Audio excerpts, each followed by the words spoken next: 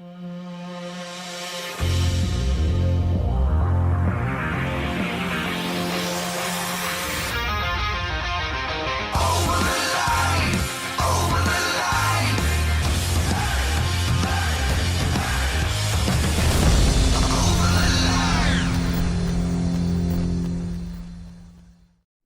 now, ladies and gentlemen, welcome to, God, man, I can't believe I shaved my beard off, dude.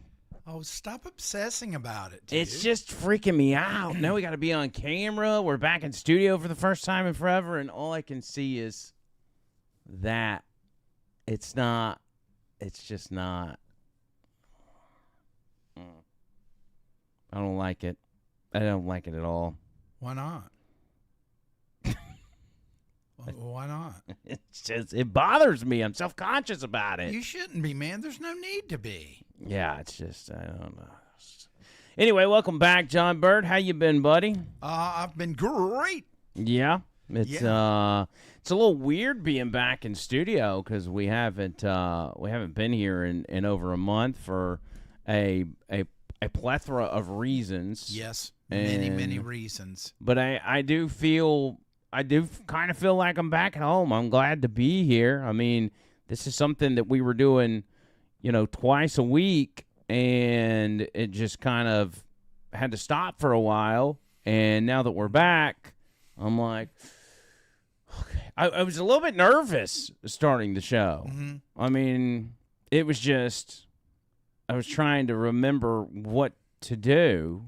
I mean, by the way, Tony Gump's not here, so, that puts the producer thing down for me, which is not entirely difficult because I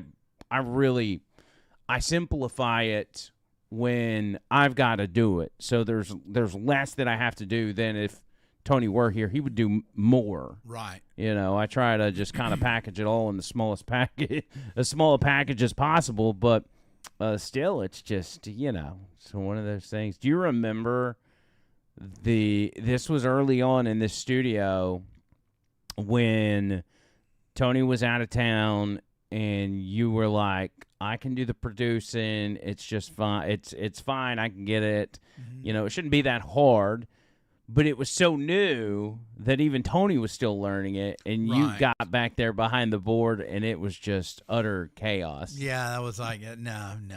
That did not. I actually took, I think it was a picture of you, like, freaking out, touching a bunch of buttons was the cover photo for the video, which is what made it so good. It was really good. Today on the radio show, man, I had so much that I wanted to bring up, and I didn't get to because we got stuck on the moon landing stuff, which is a topic that we've talked about on the show before. But I think the podcast audience was a lot more accepting of us discussing the moon landing possibly being fake than the radio audience is, because the radio audience is very unforgiving when it comes to... They can be brutal. Well, when it's something that they have, that they firmly believe in, like, they'll fight back against you. No matter how much they like you or how much they like your show, they're going to fight you to the death to prove to you that you're wrong. And a lot of people do. I mean, at the end of the day, a lot of people listen to the show, and they're like, as soon as there's an opportunity where I can prove this host wrong, I can get on this 100,000-watt signal and be the hero and show everybody that this guy's not as smart as he pretends to be. But, I mean, why do you want to do that? It's just, I mean... Does it make you feel good to make other people feel small? For a lot of people, it does.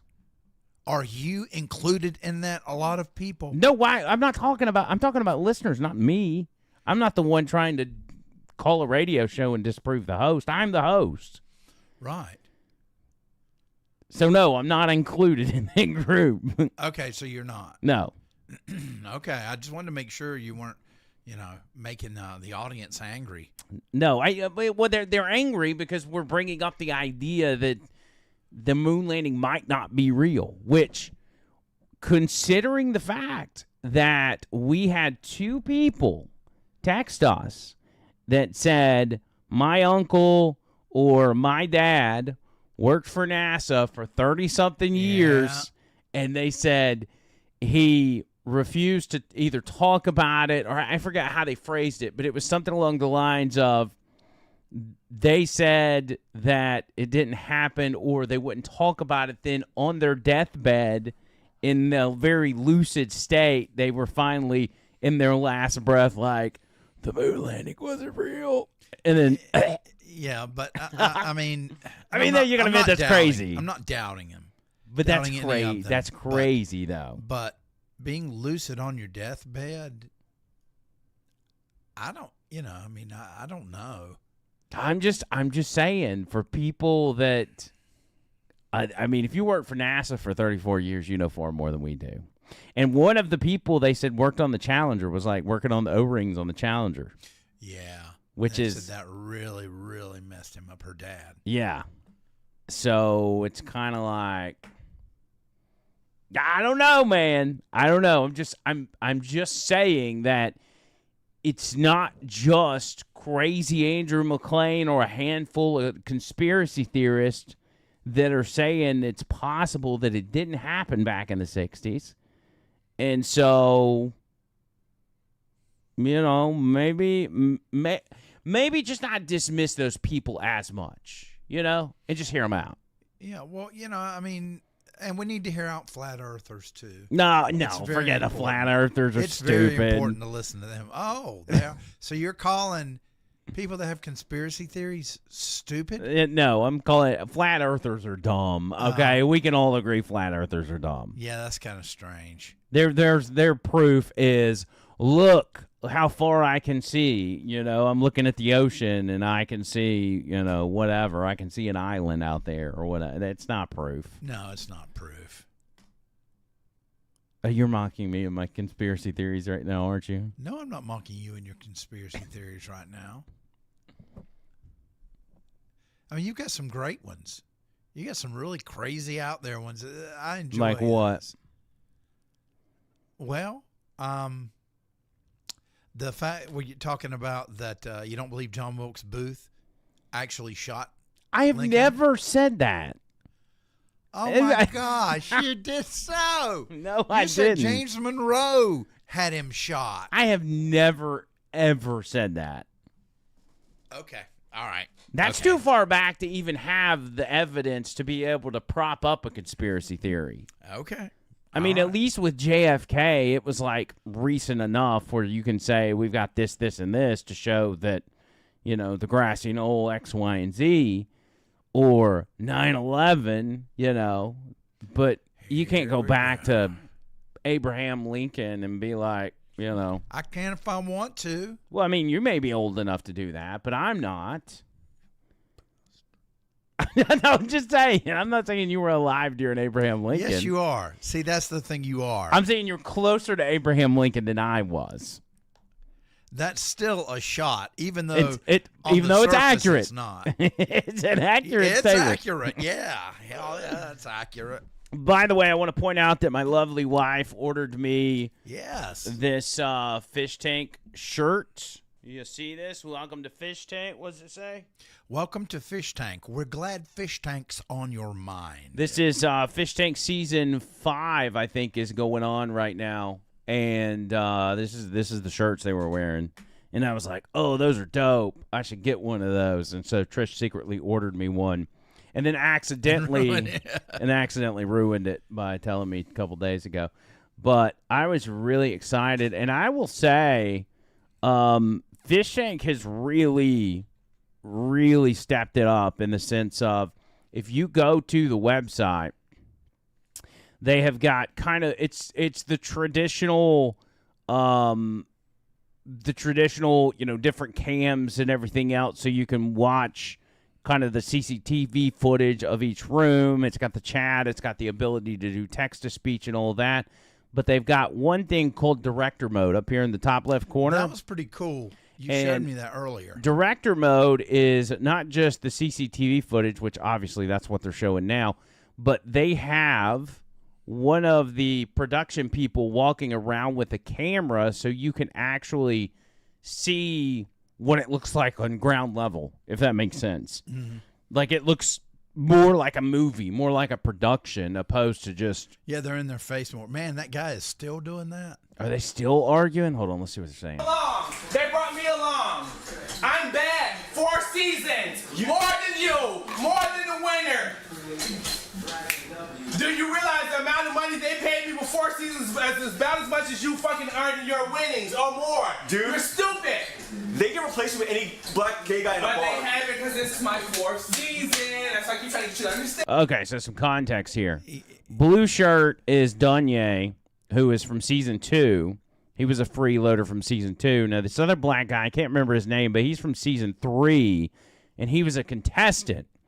And he is actually also gay. Dunye and this other black guy are both gay. Yes. So they are just two, they're doing gay fights or whatever. Their challenge at the moment, which has been the dude, they've even got a conveyor belt there. Look at that. I think their challenge over the past 2 days has been to make slime, which is what's in these containers, and I don't know if they're going to turn around and sell that. I asked Trish if we could buy a container of it, and she immediately said no. Yeah, I mean, you can make it. Look at it. He just puts it down. What happens if he doesn't catch it before it comes down the... Oh. That's what happens. Way possible. With hands. He's not worth that. I don't fight the help. I don't talk really to the help. Oh, you're a snooty, prissy snob. Yeah. You think she's good to talk to help? Bougie bitch. Bougie bottom. Yes, I do. Bashir is literally getting pussy in the other room, yes, I do. and he wants his big bro to come and cuck him. But you can't, because you have to make do. Okay, so there's a bunch of different contestants. For instance, there's one guy. Here's the hero of the day. This is Landon right here with the longer hair. He is highly autistic, but he is an extremely shy guy that has come out of his shell so much that it's almost like I'm proud of him. Mm-hmm. He's by far my favorite one. And so Alex Stein was in the fish tank house for a couple days. I texted Stein, and I just did this on a whim. I said, hey, are you going to be on Fish Tank this season? And he's like, actually, I'm headed down there in the next day or two. He's like, do you have any advice or tips for me? And I said, yeah, Landon's a hero, and there's another guy named Alex B. Stay away from him. He's literally Satan. The dude's like crackhead vibes. He got kicked out before Alex even got there, so that was irrelevant. But this guy, his name's Bashir, Muhammad Bashir. He's a ginger cowboy that is Muslim, and he's very serious about his Islam to the point that he does his prayers and all that kind of stuff, to Mecca and yada, yada, yada. And then there's the twins, who are also highly autistic. But anyway, you got to watch this. I don't need to explain the whole thing, but the twins actually took Bashir's Quran at one point and drew a bunch of penises in it. Oh, man. Which I would think in the world of Islam, like a Muslim person would unalive you for that, right? But Bashir is seemingly like a super... What's the word I'm looking for? He's like super accepting and calm, Mm-hmm. but not so much with women. Like he gets actually handsy with women in a violent way, which does line up with Islam. Yes, it does. But outside of that, he's very like, it's almost like Buddhist, like harmony and like we can all get along. And in Fish Tank, you can get along. Not if you want to win $50,000. No, that's not the idea of it. Also, the kicker is this is Bam Margera's house. Oh, God. So he's kind of like the host. Poor Bam. Anyway, I've been holding that in for weeks on end because I've been essentially like Fish Tank started after our last podcast, and I haven't been able to talk to anybody about it, at least talk to the podcast audience, so I just needed to get that off my chest. And I wanted to wear my Fish Tank shirt in honor of Well, you look very being able. smart. Thank Pretty you. smart wearing And I figured with the way that this show goes that the quality of their shirts would be absolutely garbage. Mm-hmm. But this may be one of the best shirts I've ever received that I've ever bought. Really? It's a little too thick. I don't like how thick it is, but it's fine. It fits good. It fits comfortably. The sleeves are nice and long. But I don't think you're going to be able to wear that outside in the summer because that big patch, that's going to get hot. Well, yeah, that's true. But what was it? Sticker Mule, I think, is the name of the company that makes them. So it's one of those companies where it's just like, hey, Sticker Mule, I want to sell these shirts, and they say, okay, well, people can come to our site, or you can put something on your site, and when they order them, it'll come straight to us, and we'll ship them, and then they pay Fish Tank probably pennies on the dollar for what they sell shirt-wise. You know, and when you use a third party like that, I don't think there's a lot of money in it. No. You're better off if you're looking to make money off your merchandise, you're better off going with an actual, like, Nick the Gun Guy, for instance. Yes. You know, the man, the myth, the legend. which I haven't heard from in a while. I was last I talked to him, we were going to get pictures so we could actually get the the photos of the merchandise on the website so people could start ordering. Mm-hmm. We need to go ahead and do that because even like there's the line merchandise on there as well. Yes. I'm thinking about changing the logo though. No. Not the logo. No. But the Andrew McLean at the bottom. The Andrew McLean that you've got on the radio show, I think looks better than what's currently on the T-shirt. Mm-hmm. Because what's currently on the T-shirt is my actual signature, which could, one, cause me some fraud problems, but two, everybody's like, well, what does that even say? It looks like it says Selena Melendo. And I'm like, it's just how I sign my name. Yeah, well, the font that I chose, it was a handwriting font. And I went through a bunch of them to see one that that would look like authentic, but also would be legible. Yeah. So that's where I came up with that. It's yeah, I need to change. I don't know how big of a deal that would be for Nick the Gun Guy to change it, but maybe I'll let you ask him. No, you ask him. No, I just don't want to be. I don't want to be awkward and have to. I don't like asking for stuff, like to change stuff. Well, it's going to take him all of 10 seconds. Well, how do you know? Have you done it before? Because I work there. But he's got to do a whole. Doesn't he have to? Anyway, I'm not worried about it. It's all done on the computer, man. Well, you have been to a shop and actually worked there. I know all about it, man.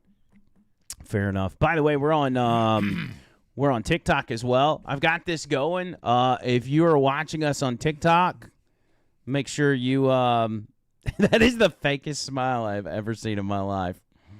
If you're watching us on TikTok, find us on all our socials. Don't watch us here. Watch us on our actual podcast. We are, if you're on TikTok, just go to my profile and click the on my bio. My bio's got the website and all the stuff's there. You should be able to find our socials from there. So I'm gonna go ahead and cut this off actually, because I'm not going to stop you. I'm not even paying attention to it. We did one earlier and it actually. Oh, we made 1 cent. Woo! Now we're at $2.91. We did a TikTok on the way here to let people know that we were going to be doing a podcast, and they ended our live because of dangerous conduct. Because I was driving. But whatever. And then I got real dizzy. I don't know what's going on. All right, Bird. So Artemis II. Yes. Is supposed to be making a splashdown within the next hour, less than an hour, as a matter of fact. So we'll be able to watch that live here on the podcast, right? And we won't get bumped? No. I mean, I don't think so. I mean, wouldn't that be public domain to watch the spaceship land? I would think so. Let's see if there's an Artemis live stream here. I'm sure there is. NASA's probably got one. Artemis II live. Do you think that would be it? Yeah, we can watch. Yeah, NASA. NASA won't be mad. Is that a? That's not the actual spaceship. That's just showing what it looks like via a computer model. Wait a Maybe. minute. No, that was a satellite. Oh, so that's not it. Okay, so But that's NASA. yeah. I mean, they're still faking it. I knew it after all these decades. You think they're still faking it? No, I told my son when he was getting to the age where he was doubting about Santa Claus. I put. By the way, if anybody believes in Santa Claus, please turn your volume down for a couple minutes. And I was able to convince him through some photoshopping that I did, and there was a website that tracked Santa, and I was able to, he was like, well, how come people climb down chimneys and all those chimneys and everything? And I just went, dude, don't you know a flux capacitor? And I mean, I just laid it on thick and had him believing. And then a mere 2 weeks later, my wife at the time was saying something to me, and Mason was walking down the hall, and she said something about Santa Claus not being real. Oh, and Mason geez. came in with this look on his face. I was heartbroken. He said, I thought it might not be, but is it really not real? Yeah, I was like, oh gosh, man, that's no. And she was, she was crying. She was upset, that she had done it. And then I was crying too because I thought he was. I was like, what? He's not. Yeah, because I never had to pay for anything. That's awful. That's awful. It is. That's a downer, man. It's a downer for the holidays. Let me tell you, it's the other time, at Christmas time when I was by myself, and I didn't have enough money for food. I was living in my car, and I don't want to go there. You know what? Let's not go there. No. Tell the story. It's fine, but just don't get yourself down because you started off really low. People were complaining about your mic was too low, but you're just. I'm sorry. No, is this better? No, it was just because you were being somber. It wasn't. It wasn't a volume thing. Okay. So don't. My point is, don't get yourself down in telling the story. Just tell it because listen. There's no reason for you to be acting like the old John Bird. No. I mean, you are a new man that's happy all the time. Absolutely. Why would you want to take this night, the return of the podcast, to go back to your old ways? What the hell is going on with me? So tell this sad story in a very happy way. Okay. Well, let me tell you what. 2017, one of the worst years of my life. And I was living in an unfinished basement. With a friend of mine that was going through a horrible divorce. And I was like sleeping on a couch and I had my studio set up like in the corner. And I didn't have money for a tree. And I could only eat microwave dinners because there was just like a microwave there. So, it was dark and the bathroom wasn't finished. So I actually got the toilet working so I could pee there. And to help pay rent, I worked on it to fix it. But, it was just, it was unbelievable. And then the ex-wife was like claiming that, or his soon-to-be ex-wife was claiming that I was down there because I was his lover. That's stupid. And then here's the best part. Right after Christmas, right around New Year's, he told me that I had to move out immediately because, the ex-wife was, really tough. So So I ended up living in my car for a little bit, but that was okay because I had done that back when I was 18. So, but This is round two of living in your car. No big deal. yeah, I mean, so things eventually worked out, and here we are. That feels good to get that out. I'm glad I could help. Yeah. Yeah, but now I was able. Now here's the great thing: I was able to go upstairs and take a shower when they were at work and his son was at school. Oh, like you had to take a shower around, like to make sure nobody knew you were taking a shower. No. He was like, "You're welcome to take a shower." Very kind of him. Very kind. He even said, "You can wash your clothes and use our detergent." Wow. I don't see him anymore. I hope he's all right.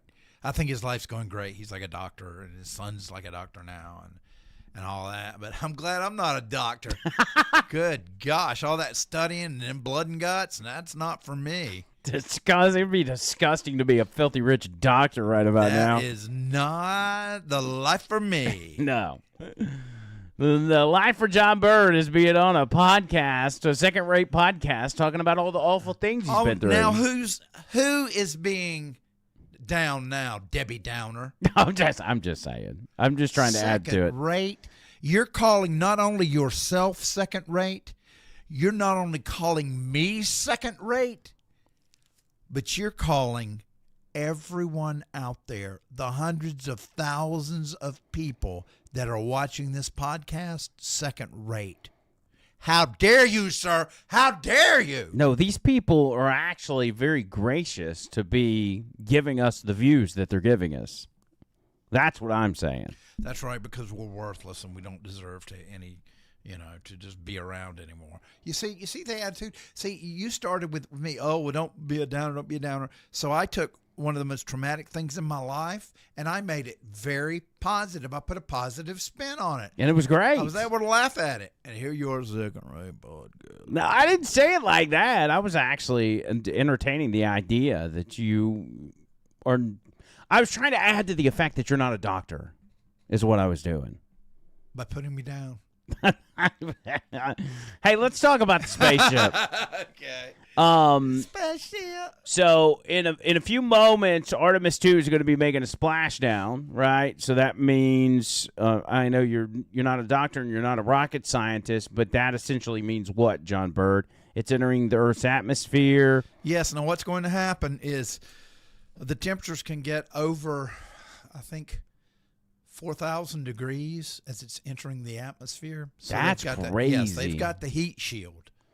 Have you seen? There's video out there of Artemis I re-entering the atmosphere. Have you seen that video? It's actually pretty terrifying. No. It'll change your view about what these astronauts are about to go through. Hot. It's actually, let's see. Here's a video. This is this is Artemis I, and this is what you would see out the window.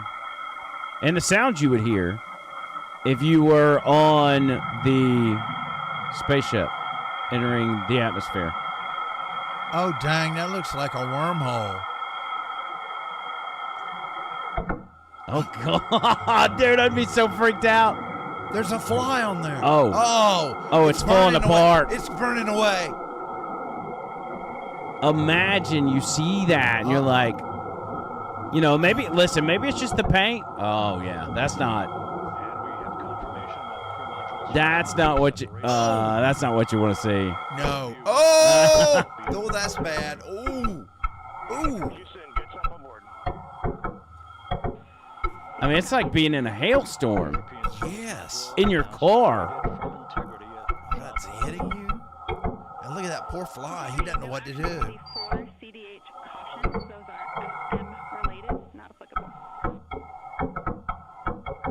Okay, so they're still not in the atmosphere. Is it going to get worse? They're going through the... Oh, jeez, man. So my question now is, what's more terrifying, launching off or coming back in? I would personally, for me, it would be launching. Coming back in. I mean, that's slapping around, and it sounds like it's because you run the risk of the atmosphere just crushing your capsule like a empty can of Coke. Yeah, but the burning up of that is what's so scary. And if it's 4,000 degrees outside, It's falling away. Entry interface now just 18 minutes, 25 seconds away. Amazing. that's terrifying. Visualization, but driven by real-time telemetry. Yeah. This is You're right. maneuvering of integrity to the raised burn. Oh, that's the actual.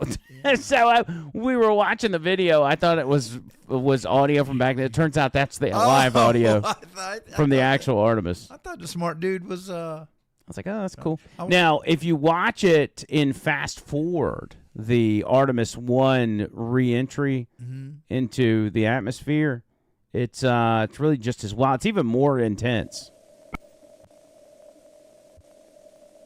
This is what it's like.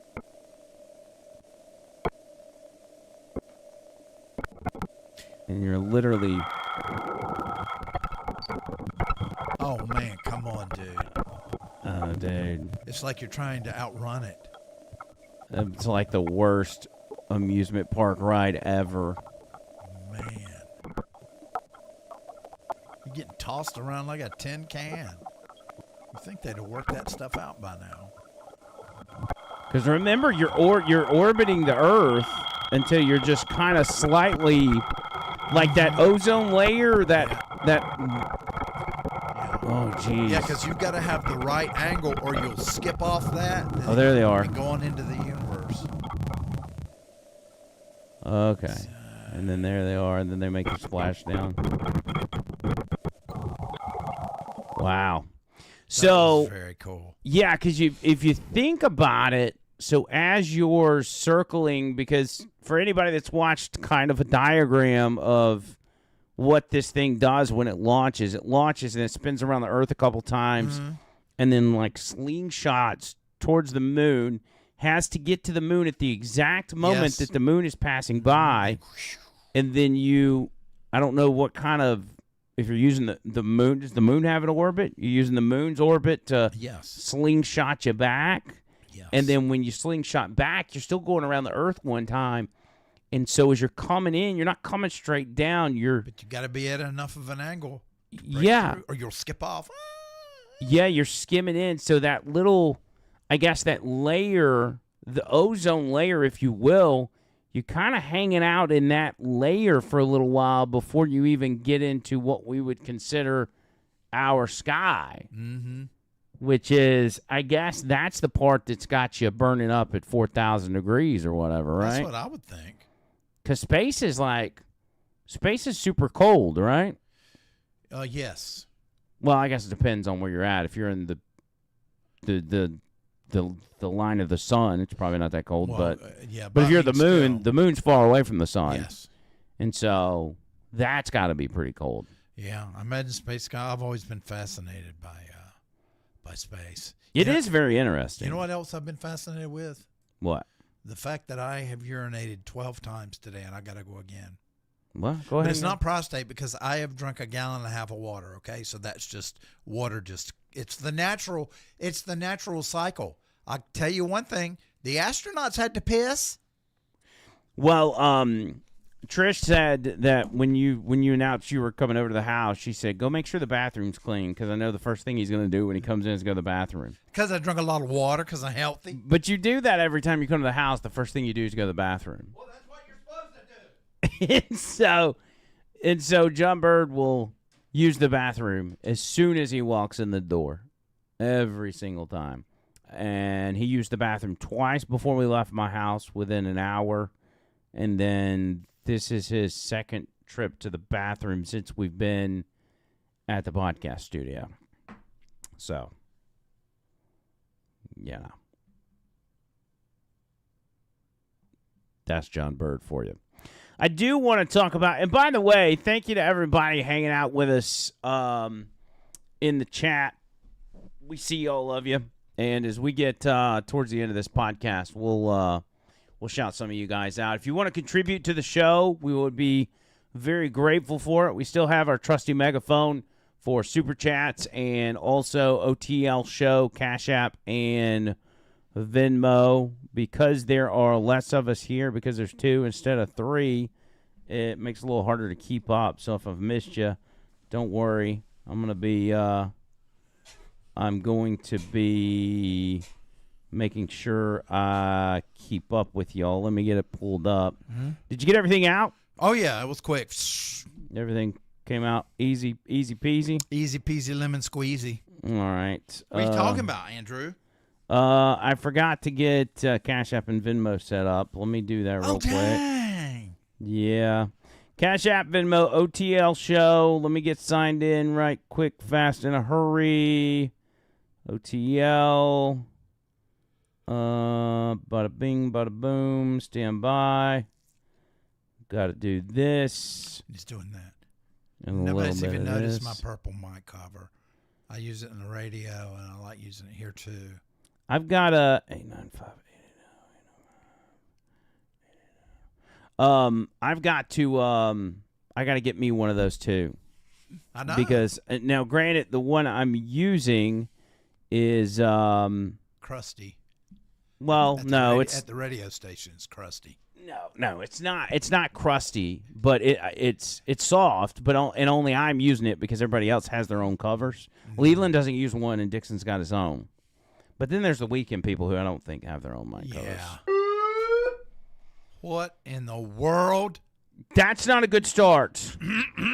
At least the batteries work. Is it okay? Okay. I just forgot how to use it. So it's been a while. By the way, Victor is sending in $10 on the Cash App. Victor, God bless you. He said, "Hey now, glad to see you back in studio. Hey now." Thank you, Victor. It's good to be back. You know, I mean, it really is. it is. And Victor, I don't know. Is that Vader? Is Victor Vader? I can't remember. Anyway, it's fine. It's whatever. So when the Artemis deal happens, we'll bring that to you guys. Yeah. We'll watch it live. But do you think they're using AI on there? On board there? As far Artemis as this, too. I mean, I'm sure there's some AI technology. But how much AI are they using? How much is out of human control? I don't know. It's kind of like airplanes. You know how airplanes are, pilots don't even have to do a whole lot nowadays. They just kind of fly themselves. Well, yeah, but that's like a mechanical thing where, it's like cruise control, kind of thing. But with AI, AI's got control. Trust me. That's a good point. I mean, AI controls, I think, is getting to where it's controlling pretty much everything. It's like Petunia controlling you. Well, that's different. Actually, I tell you what, I don't want to bring you. I just brought you back up. I don't want to bring you back down. No, I mean, I love her. I know, but we can talk about Petunia towards the end of the show. Oh, the end of the show? That's fine. Just in case it goes sideways. You see what I'm saying? Yeah, that's fine. I'm trying to keep everything up. I want to talk about the Strait of Hormuz real quick. Okay, talk about that. You ready for this? Mm-hmm. All right. So, on the Strait, hold on, I'm checking here. On the Strait of Hormuz, does everybody understand, by the way, what that is? I mean, when you deal with international issues like that, a lot of people, they hear about the news, but they don't fully understand it. Like, they're not that familiar with that part of the world or, whatever it is. If you look at a map, and I think this is so important for everybody to do, if you're keeping up with what is the Strait of Hormuz and how it affects X, Y, and Z, it's important to look at a map and see what it looks like and understand what part of the world it's in, right? Mm-hmm. So everybody knows it's the Middle East. Now, let's pull up Google Earth real quick and just help everybody out. All right, so here's Google Earth, right? Uh-huh. All right, on Google Earth, if you go over to the Middle East, we're going to go over this way, John Bird. We're traveling. Okay. We're over here. There's a little bit of Africa. There's Spain. There's some European countries. All right, here's the Middle East. All right, in the Middle East, you've got countries such as Jordan. You've got Egypt, Sudan. You've got Saudi Arabia over here. You've got Israel. You've got Iraq. You've got the UAE. You've got Oman. And then you've got Iran. Iran, by the way, very big country. I don't know if you guys know that, but as we have our conflict with Iran, we're not dealing with some little, peon country here. That's pretty big. And Iran is, keep in mind, firing missiles all the way across Iraq and Jordan and Syria over to Israel. And Israel simultaneously is firing missiles into Lebanon, where there are Houthi rebels. And, anyway, that's the whole thing. So the oil deal, the Strait of Hormuz, okay, in the Persian Gulf, which is right here. Again, this is Iran. This is the Persian Gulf. In all these little places right here, you've got oil that is coming from inland, from all of these places over here and back over here. The oil all makes its way to this Gulf, and through these ports on the shore, they then travel through this little waterway and off into the larger ocean to go to different parts of the world, right? Mm-hmm. Well, the Strait of Hormuz is this little gap right here, okay? And if Iran, who doesn't necessarily own the ocean, but I guess claims stake here, if they say, we're not going to let you through, and if we do, we're going to fire rockets at you or whatever that may be, oil tankers won't go through there. Insurance companies won't insure tankers to go through there because it'll cost them too much money if they were to get hit by a rocket, by a terrorist or whatever. Mm-hmm. It's interesting, though, because this is Iran and this is Oman. Now, you would think with as small of a gap as this is, Oman could claim as much as Iran, but apparently that's not how it works. But nonetheless, that's the geography of it. Oil over here, oil needs to be over here, but Iran don't want to let it come Why through don't here. they just cut off that little sticking out piece? Just, blow it up. Just blow this little tip up here Yeah, and just cut that off. Make it gigantic. Yeah, I don't know if you could do that, but that's where the problem lies, Get right? Elon Musk on it. And what Iran wants to do, what they do is they say, okay, well, we've possibly put some sea mines out in here, and you would hate to run your boats over one of them, so we would prefer you send your boats up and around along our coast and go through here, and we can use this little island here or this little island here as kind of a toll booth, and we can charge you a bunch of money as you come and go. There was a guy, I don't know where he's from or who he is, but he sounds like a smart guy. He explains it pretty well as far as what the mechanics are of this whole this entire conflict and how it's playing out and what Iran's looking to do and why the boats won't go through and everything else. Watch this. Persian Gulf and the Strait of Hormuz is critical for global energy supply. Around 20% of the world's oil comes through the Strait of Hormuz. Around 25% of the world's LNG, liquefied natural gas, also comes through the Strait of Hormuz. Let me show you why it's critical and how narrow it is at the narrowest point, which is here. We have Iran to the north, Oman to the south, and although the strait looks a bit wider, in reality what matters is this area here.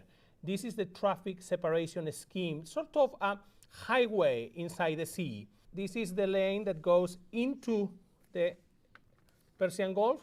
This is the lane that comes out of the Persian Gulf. And in between is a buffer area, which is shaded. Each of these lanes is about 2 miles wide. It is very, very narrow at that point. And now the United States and Iran are fighting for who and how that's going to be controlled. Since the beginning of the war, the strait has been closed. And on social media, the Iranian Supreme Leader, Ayatollah Khamenei, and the President of the United States, Donald Trump, are fighting about what's going to happen next. My belief is that the status of the strait will change during the negotiations, because at the moment, very little is flowing to the strait. And the Iranians are suggesting that things need to change immediately.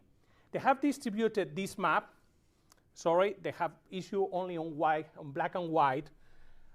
It shows here, it's a close-up of the area that I was showing you earlier. So I find this fascinating because, he's showing, as you see, this area here is what I have now magnified. This map here, and this is that kind of buffer zone he was talking about. Right. And so traffic has been go into the Persian Gulf here. Well, again, the 20% of the oil is on this side, so it would go through here. But then the ships that would come in that would be picking up oil, they would come through here. Well, they're trying to change that from what he's saying and get the traffic to go further north. At least, I guess it would be more of like further east, but to go further towards Iran, which would then, I guess, in theory, give them more control of the strait, which is the whole problem in the first place. I mean, as long as they have control of that strait, they're always going to cause us problems. Not us, but the world's oil markets problems. Anytime they're pissed off or they don't get their way, they can turn around and close this. On the screen, Oman is here. This is the Iranian coast. And all shipping lanes are here in blue, in and out. What the Iranians are telling the industry is that these areas should not be used because there is danger. They have been planting anti-ship mines, and therefore it needs to be avoided. What they are suggesting instead is a new area of shipping lanes to the north and a lot closer to the Iranian coast, one lane to get out and one lane to come into the Persian Gulf. It comes remarkably close to the Iranian coast, very close around Larak Island, which for many in the industry could become a new kind of control point for the Iranians. So you see what ultimately, and we don't have to watch the whole thing, but ultimately what he's trying to say here is Iran is not only closing off the Strait of Hormuz, but they're trying to put themselves in a position to where they have even more control over it. Right. They're saying, hey, don't go through that normal area because we've put down anti-ship mines, which would be these floating, basically landmines, if you will. And if your boat runs over one, it's going to blow a hole in the side of your boat, and then all that oil's gone, and you lost $1 billion, $2 billion, $5 billion, whatever it is. And nobody wants to do that. They would rather just not take the risk and just let the boat sit until maybe this comes to a resolution. If they do it the other way, then they can then start charging tolls and everything else because you're passing through their islands and yada, yada, yada. And they feel like, that it's not even, probably not even about the money for them. It's about the control. Now, at the same time, there may not even be any mines in those in those areas because we've blown them to such smithereens. They had mine-dropping ships that we have blown up that were sitting in port. So we don't even know if they have the ability to put mines in there. But it's the possibility that they're there. Even if there's a 1% chance that there are mines or that there's some jihadist on the shore that's going to fire a rocket at a ship, the underwriters, the insurance companies, are not going to insure the ships. And so the ships then can't go because they can't afford to lose a ship with no insurance. And it's a tough ship for them. They're in deep ship, yes, if they you will. are. That's when this ship's going to hit the fan. So that's what people need to know as far as like how that's all, and maybe everybody understands that. I'm not trying to treat everybody like they're stupid and they don't get it, but Right. that's essentially the layout and the geography of it and everything, because that's what it is. It's all about geography and where stuff is, and so as far as and it's a much bigger problem that Donald Trump's dealing with. But that's the one everybody's focusing on simply because it's affecting the price of gas, which affects everybody's day-to-day life. Yes, it big affects time. their wallet. And so everybody wants to know, when is this going to be fixed? People also ask the question, hey, we don't get our oil from the Strait of Hormuz. Why is this affecting our gas prices? Well, that's because it's a world market thing. It's a globally traded commodity. And so everybody kind of follows the flow of the trading price.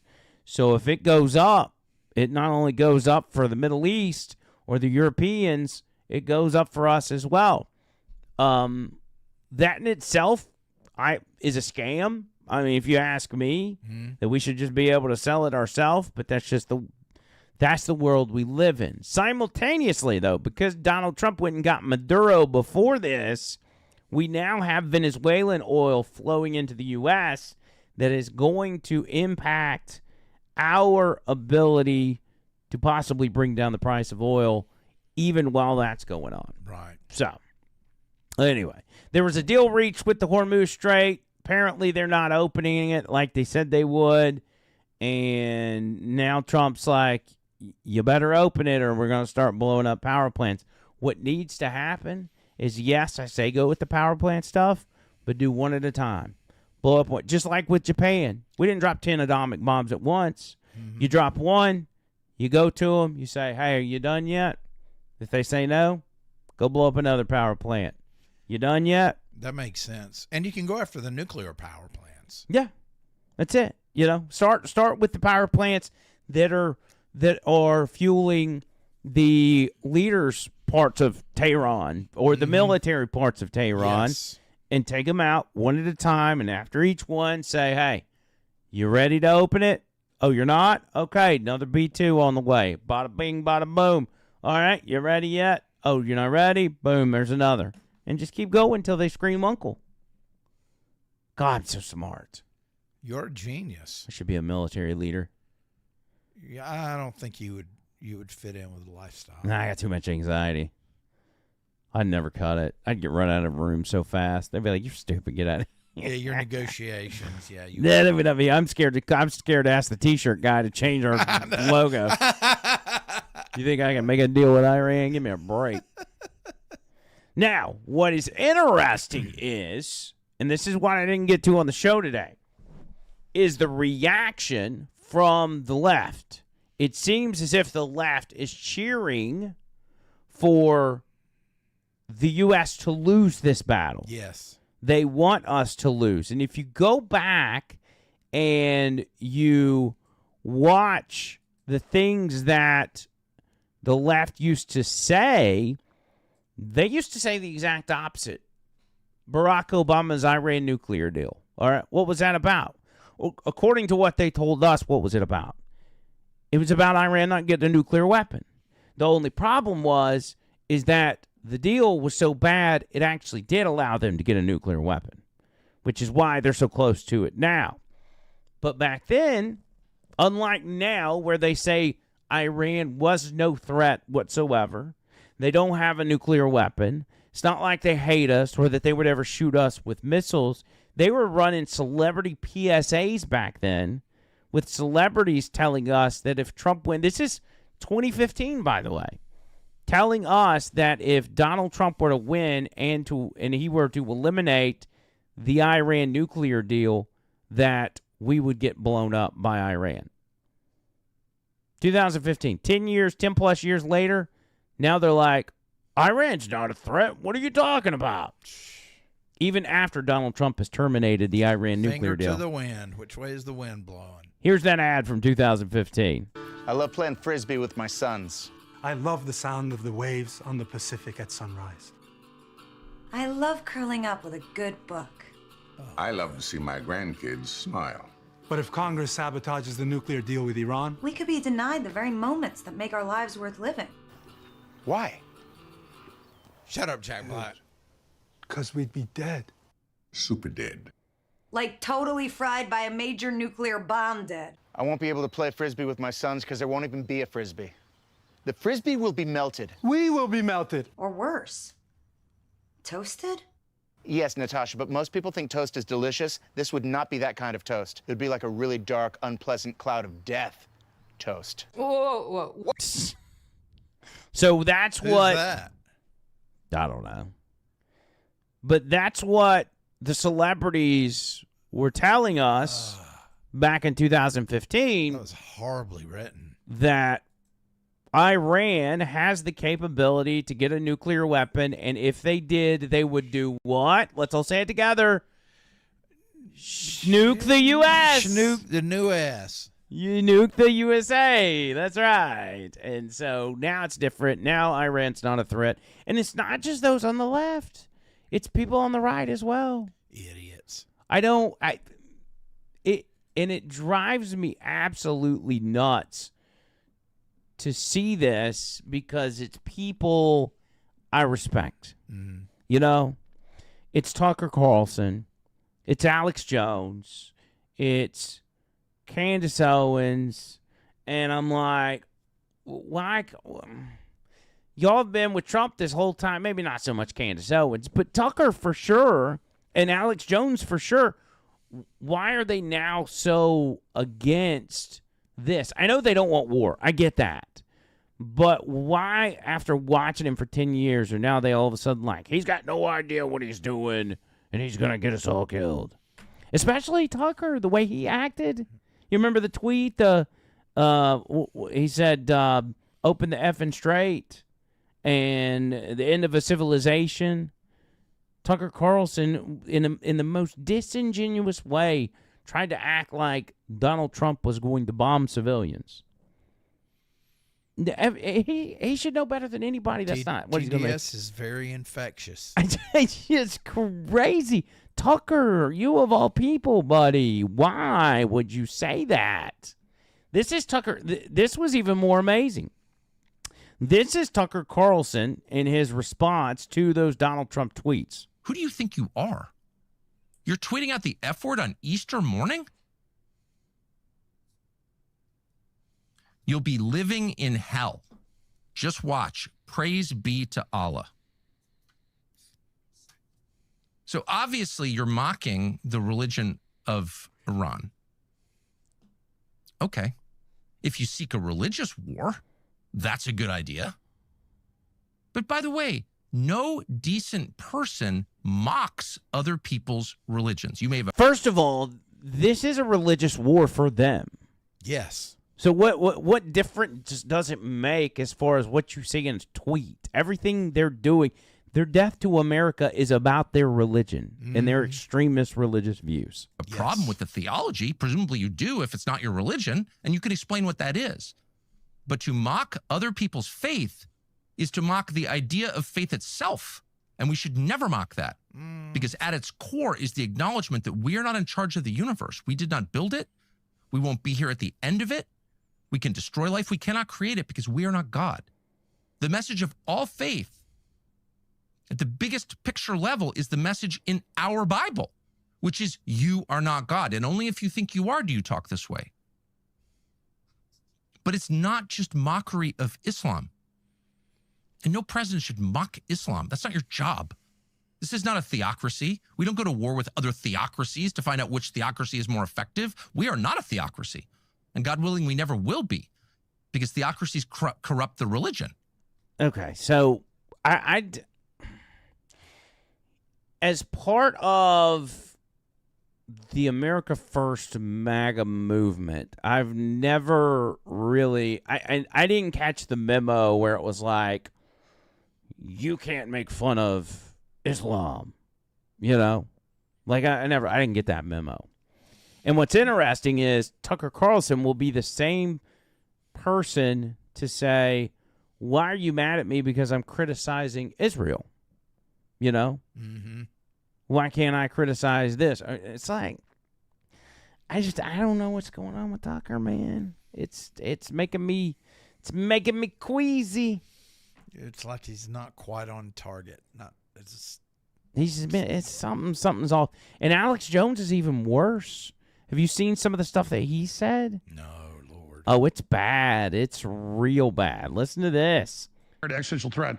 How do we 25th Amendment his ass? The problem is to get the 25th Amendment is harder than impeachment. You have to get 2/3 of the House and 2/3 of the Senate. So what do we do?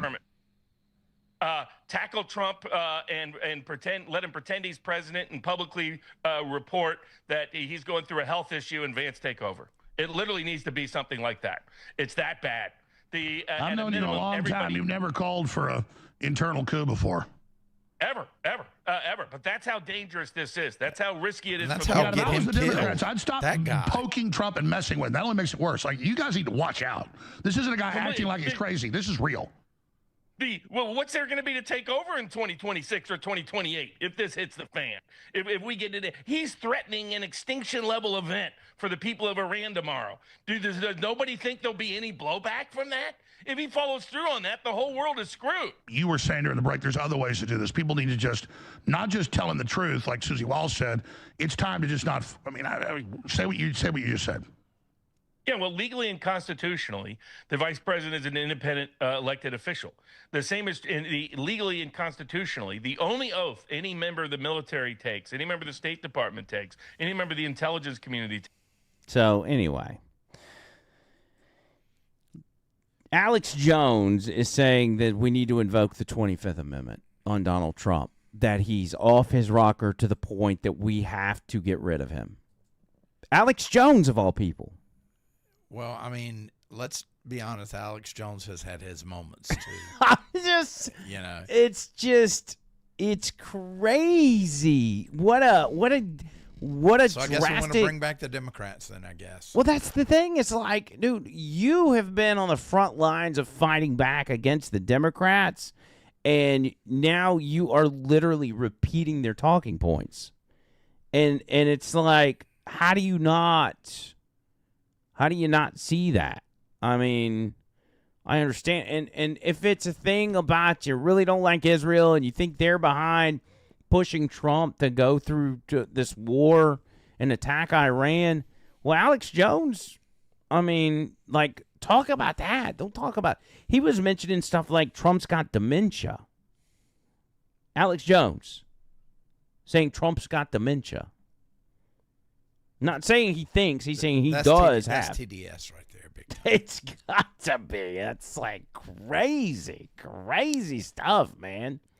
And then, so with all of that comes the big Trump tweet today, which was maybe one of the longest, most detailed tweets that he's sent thus far, which says, I know why Tucker Carlson, Megyn Kelly, Candace Owens, and Alex Jones have all been fighting me for years, especially by the fact that that they think it is wonderful for Iran, the number one state sponsor of terror, to have a nuclear weapon, because they have one thing in common: low IQs. They're stupid people. They know it. Their families know it, and everyone else knows it too. Look at their past. And look at their record. They don't have what it takes, and they never did. They've all been thrown off television, lost their shows, and aren't even invited on TV because nobody cares about them. They're nut jobs, troublemakers, and will say anything necessary for some free and cheap publicity. Now they think they can get some clicks because they have third-rate podcasts. Wait a second. It looks like they've already landed. Oh, well, don't say that, because we have the magic of podcasting, John Bird. We had a couple people dip out. But listen, we've got the magic of podcasting. We were a little bit behind on there. Okay, here we go. Here it comes. All right, we got this. Is that let's see. We got a live look at him. Okay, here we go. That's the bad boy coming in. Mm-hmm. All right. See if we can get some feed. Here we go.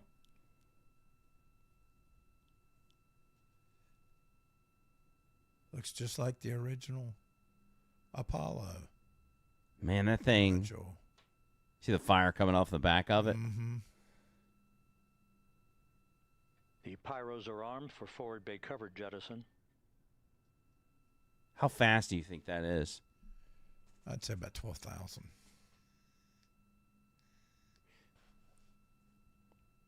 12,000 miles an hour? Yeah. Really?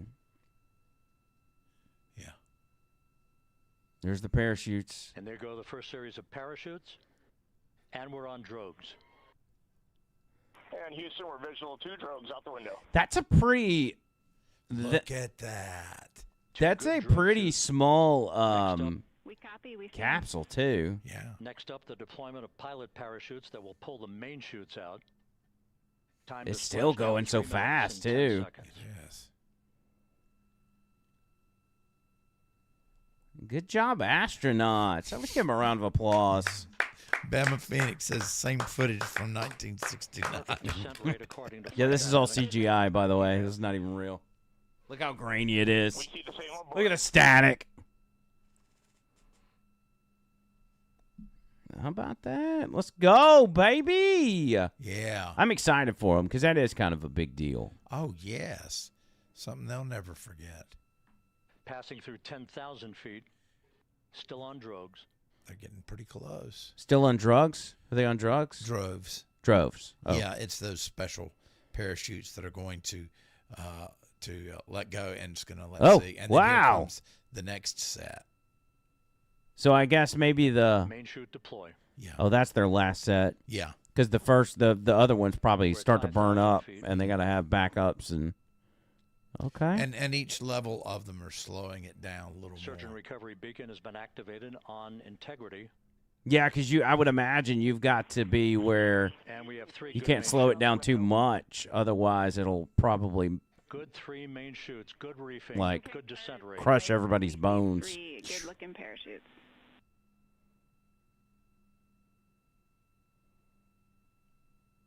Dang. That's some cool looking parachutes, though. They look like Tennessee parachutes. No, I Integrity. think they're Cabin red. pressure indicates no need for hydrazine checks. Look, tennis shoes. That look like tennis shoes. Is that Is that a A smiley perfect face down descent there? For integrity. Its crew sounding hale and hearty on board. Okay. Time to splash down 1 minute, 15 seconds. Let's go. It kind of, I mean, if you saw that without the parachutes, you'd be like, ah, crap, the aliens are here. And that's probably why they don't get messed with while they're in space, because Integrity they about to complete a essentially journey look like they're one of the spanning aliens. 694,481 miles from its launch from the Kennedy Space Center back on April 1st, and a trip around the moon. That is pretty cool, honestly. Yeah, it is. How I wish you were here. Why is this just feels like there should be some Pink Floyd in the background. Yeah. Or is that just me? Dark Side of the Moon. Or Ground Control to Major Tom. Oh, look, they got pyro for it. Dang. Oh, there's a UFO. What was that? I don't know. Passing through 1,000 feet. Oh, man. All right, camera, keep up with it. Yeah, man. Get us off the, put us on a real camera. Don't get us on the heat-seeking, the night vision goggles. What the? We want to see the good stuff. Oh. Here it goes. There we go. That's what I want. Look at that blue. Those are some huge parachutes, too. Yeah, they are. Oh, and that's watching from up above. What if that's Integrity splashdown. There it is. All right. Splashdown, waiting on VLDR. Splashdown confirmed at 7:07 p.m. Central Time, 5:07 p.m. Pacific Time. Good job, ladies and From the gentlemen. pages of Jules Yes. Verne to a modern-day mission to the moon, a new chapter of the exploration of our celestial neighbor is complete. Integrity's astronauts back on Earth. How cool is that for them, though? Like, seriously, how big of a deal is that? Well, because they've trained for years. I mean, they've spent all that time, all that work in anticipation of being called up for the mission. I mean, that's just... And so do these... right here, this these little balloon things, is that just to make sure that they don't sink? Because they're still trying to get to them right now. Yeah, I would think so. Don't you think the boats would have been closer, or was there just such a big splashdown zone that they didn't know exactly where they were going to land?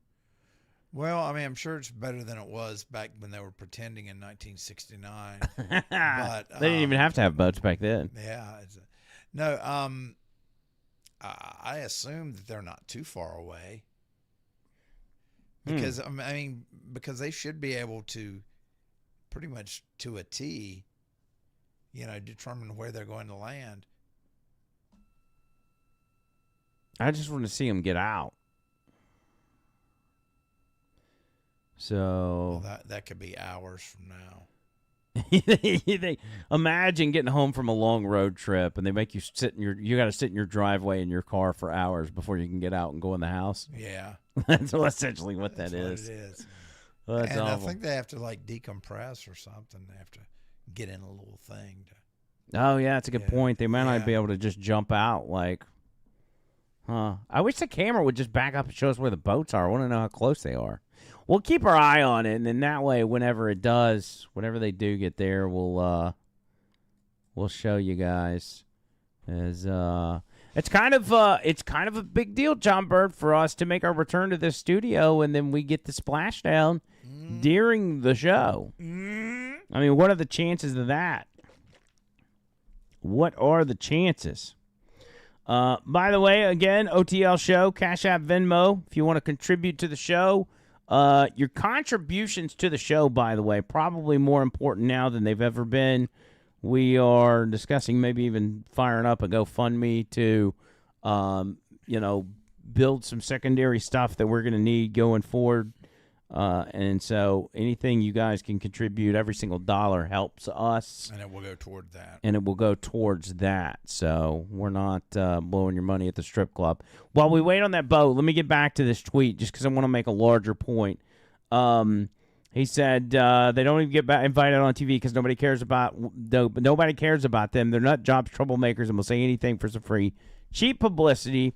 Now they think they can get some clicks because they have third-rate podcasts, but nobody's talking about them, and their views are the opposite of MAGA.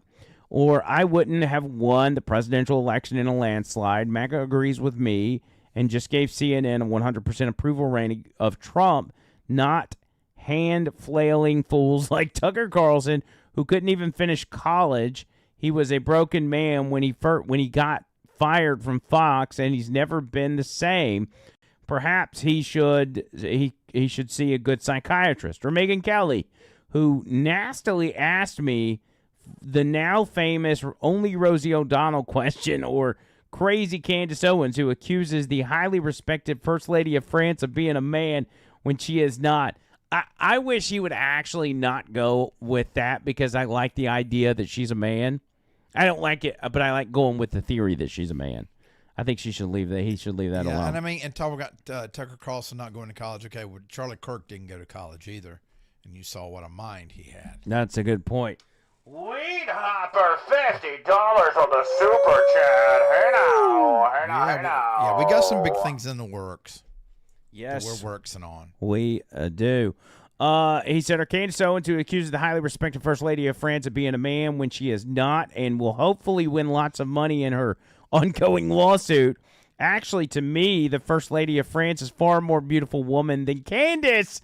In fact, it's not even close. He's just trolling her at this point. Yes, he is. Or bankrupt Alex Jones, who says some of the dumbest things and lost his entire fortune, as he should have, for his horrendous attack on the families of Sandy Hook shooting victims, ridiculously claiming that it was a hoax. These so-called pundits are losers, and they always will be. Now, fake news CNN, the failing New York Times, and all of the other radical left news organizations are hating them and giving them positive press for the first time in their lives. They're not MAGA. They're losers. just trying to latch on to MAGA. As president, I could get them on my side at any time I want to, but when they call, I don't return their calls because I'm too busy on world and country affairs, and after a few times, they go nasty, just like Marjorie Trader Brown, but I no longer care about that stuff. I only care about doing the right thing for the country. MAGA is about winning and strength and not allowing Iran to have nuclear weapons. MAGA is about making America great again. And these people have no idea how to do that, but I do, because the United States now is the hottest country anywhere in the world. President Donald J. Trump. That was a lot. That was a lot of tweet.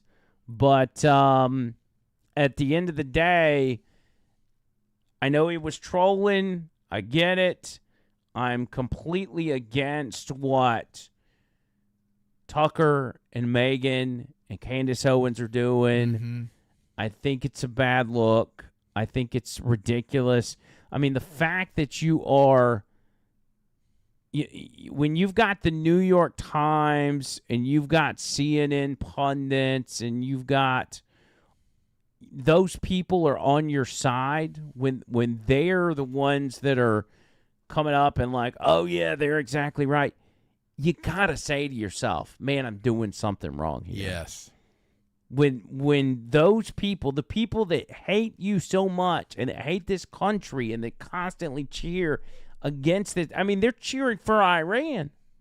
For those people to be siding with you, you gotta have to look in the mirror and say to yourself, man, I must be on the wrong side of this issue, because those individuals are the ones that are telling me I'm right. Those people are never right. So if one of the worst things that can happen is those people tell you you're right. Yep.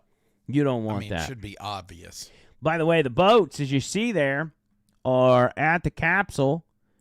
They are just kind of circling.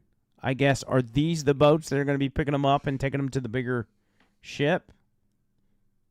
Or do we know? I don't know. I mean, I don't think they can be out in the atmosphere. I'm sure they can by now, right? No, they've got to, like a diver, got to decompress and all that. Like stuff. a holy diver. Well, yeah. I don't know. Hey, I don't know Siri, what the process is. Do astronauts need to decompress when they splash down? I found this on the web. You don't know shit about astronauts, do you? She always says, I found this on the web. Well, what did she find? Do astronauts have to be pressurized? In my current hardish sci-fi whip, what? I have a crew of astronauts who've been in space about a year. Is this some dork playing Dungeons and Dragons?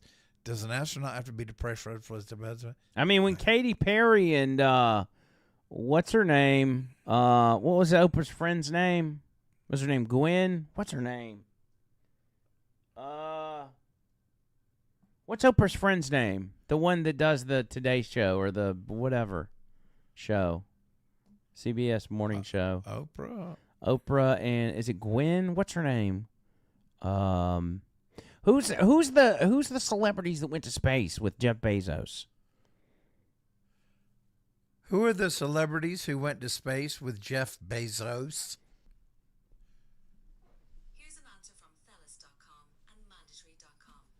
His brother was a test pilot, Wally Funk, and a teenage Oliver Damon. Katy Perry, Lauren Sanchez, Aisha Bowe, Gayle King. Gayle King. Carrie and Flynn. Gayle King was what I was trying to think of. And didn't Star Trek fans didn't he go? I don't know, but you're talking about William Shatner. Oh, I thought you were talking about the other guy. Who's the gay one? Oh my. Oh my. Walter George Takei. George Takei. Yes. Oh my. Oh man. He was on Howard Stern show all the time. It's the only reason I knew anything about him. I don't watch Star Trek. But yeah, my point in saying that was I think Katy Perry and Gayle King immediately got off their spaceship when they got back. Let me guess, you're going to tell me that's not real? Katy Perry didn't go to space?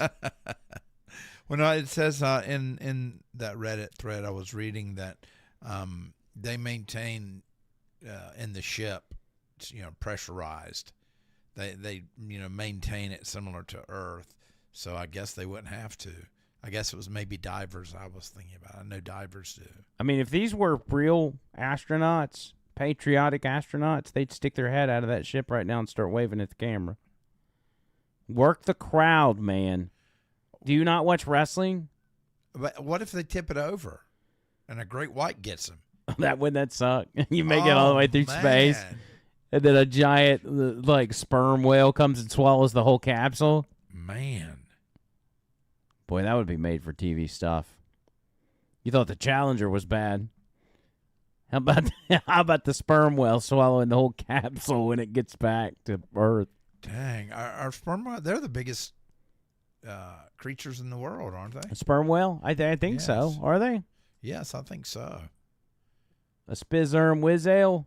Yeah. We're probably going to get dinged for even saying sperm.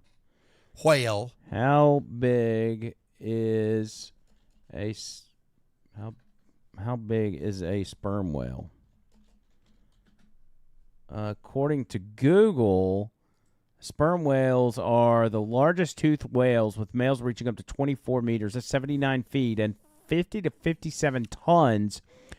Wow, females are smaller, typically under 46 feet and 25 tons. Male sperm whales are significantly larger than females, blah, blah, blah, blah, blah. So, yeah. Shouldn't even be female sperm whales. I mean, that's an oxymoron, honestly. Yeah, I wonder why they named them that. Yeah. That doesn't even make sense. Ooh, that's close. That's a close-up. Oh, wait. Hold on. Your what? Did you just say scrotum? Well, yeah, I wasn't going to say the other thing. It got caught because I'm wearing Did you just boxers. say, oh, hold on, my scrotum? Yeah, I was wearing boxers, and I've got these 90s grunge shorts on that are real, made out of tough material. Excuse me while I scratch my scrotum, everybody. I didn't say scratch. I was just replacing it. Oh, they're talking to people. Let's see. I just couldn't be more proud of the entire workforce, the years, the effort, the late nights, all the hard work from across the country. Oh, they got more boats around there now. Incredible moment right now. And, incredibly grateful, too, for our teams here on the John P. Murtha right now. Yeah, look at the behind us here. Got everybody. Hey, what do you guys think? We just brought some astronauts back from the moon, huh? Yeah, I think we did. Yeah. You had nothing to do with it, dude. Thank you. Yeah, so grateful to the Navy, the sailors that are here, the NASA teams. I mean, this is a joint effort that's on their way right now. These recovery forces are getting out to our Orion spacecraft, to Integrity, to get our astronauts back on the ship safely. Yeah. This just too quiet. You can't hardly hear them. Dang, look at that, man. That went through some serious burn. Oh, yeah, that does look like. I mean, that bad boy looks like a straight-up alien spaceship, does it not? Yeah, it does. And those little tiny windows. I can't wait to see the pictures that they took, though. Yes. Isn't that going to be cool? Yes, it is. Can't wait, man. Come on. When they're going back? Probably tomorrow, I would guess. I don't think that soon. They might. You don't know. You don't know when they're going back.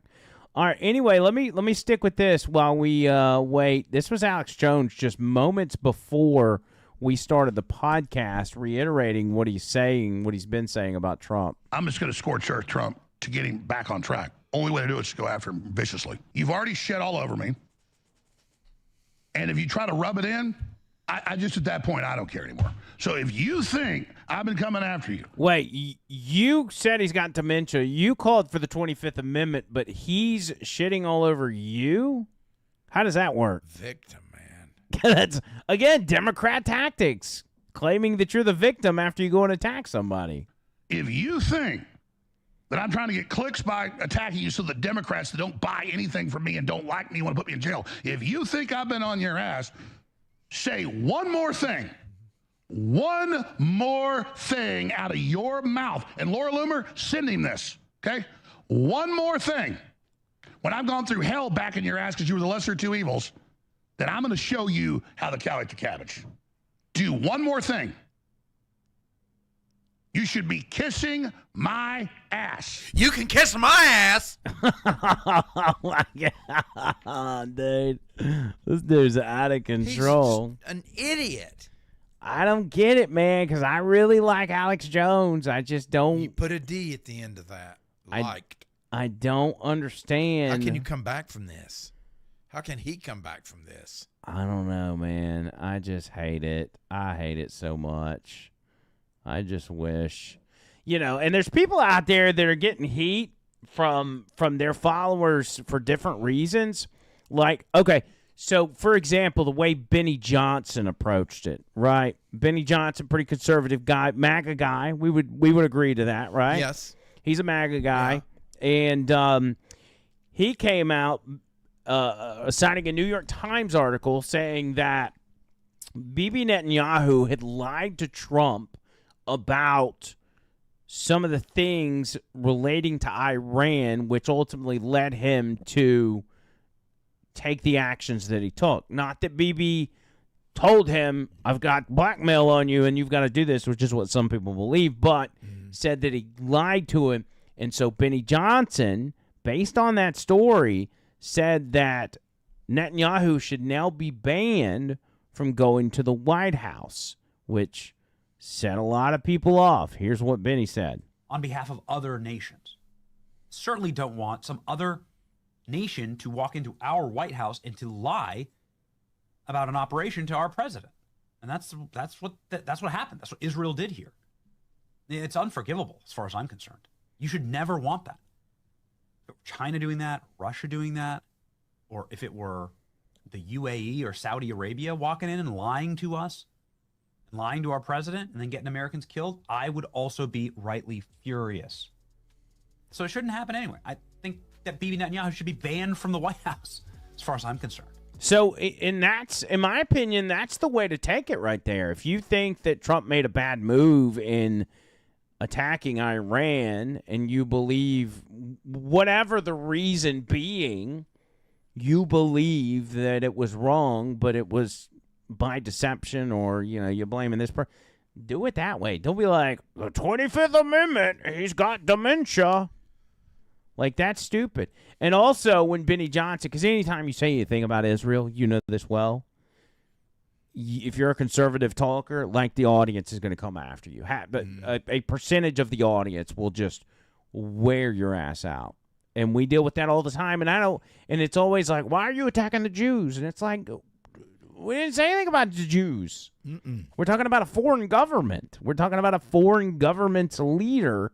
And so Benny Johnson, again, I think handled it appropriately when he caught hell and he was told he needed to apologize for suggesting that Bibi Netanyahu be banned from the White House. We are the subject of some major drama because we started criticizing foreign governments and foreign countries. And for that, I would like to apologize. For absolutely nothing. Oh. Because it's my obligation as a free person, as an American, as somebody who loves only my country, to be suspicious of every other nation who presumably loves only their country and wants what's best for their country. And there are times that what's best for America could be best for Israel. But that's not going to be the case every time. And that was whatever country you want to compare it to, this country and that country and whatever. There's no instance where you've got two countries and what's best for one is best for other 100% of the time. It's impossible. So there's nothing wrong with saying, Israel, maybe we should make sure that if we're doing something for Israel, like that it works out for America too. And I still think a lot of people will disagree. I still think Trump's made the right move on Iran. And until I see otherwise, I will stick by that. But, I'm still going to be American. And if it turns out Bibi Netanyahu lied to Trump and caused him to get bad information, I'll roll with that. But I don't think Trump's in the business of just taking people at their word. You know? No. He's either a crazed lunatic that doesn't listen to anybody, or he's a fool that follows the lead of a foreign leader. And he himself has criticized Israel and Bibi Netanyahu. Remember, he said the famous words of, "They don't know what the F they're doing." I loved that, by the way. Yeah, well, he's always 2 or 3 steps ahead. So, you know, and people still are falling for it. You know, they're still looking at what he did 2 or 3 steps ago. It never fails. It never fails. Still keeping our eye on this the space capsule. They're still floating around. And I'm starting to believe maybe John Bird was right that they do, in fact, have to decompress because there's been like 20 boats pass by them and nobody's gotten them out yet. So something's going on. Let's move to this, though, John Bird. Your favorite story as of late, Kristi Noem's husband.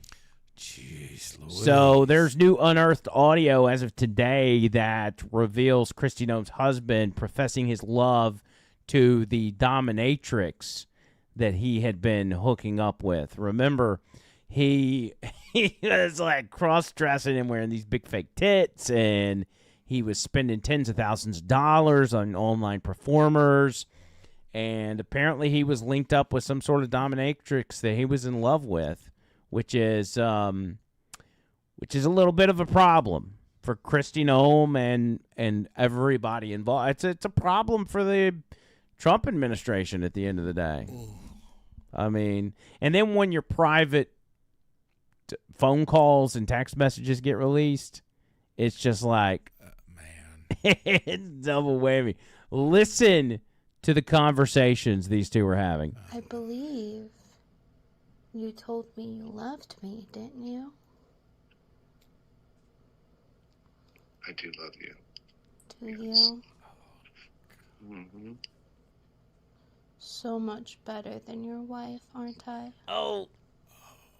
You're so much better. Oh! You ever marry me? Oh, you want to be married to your god. I mean, who would be? I mean, exactly. So how many drinks are we on? A lot. A lot. Oh, no. That's just... Shut up. And You're this... so amazing. Those disgusting nails. Yeah, you make me drink. Oh, I don't make you do anything. Yeah, you do. Oh, do I? You're the boss. I am the boss. Need a shower. You tell me what to do and I'll do it. Oh, no. That's dangerous. Yeah, it is. Like saying. No, don't say it. Okay. Oh, is it? Yeah. Did you think that I wouldn't find out who you are? I knew you knew. Do you care that I know? It doesn't matter. Right, it doesn't. Is it? No. I mean, it is what it is. I mean, that's very fair.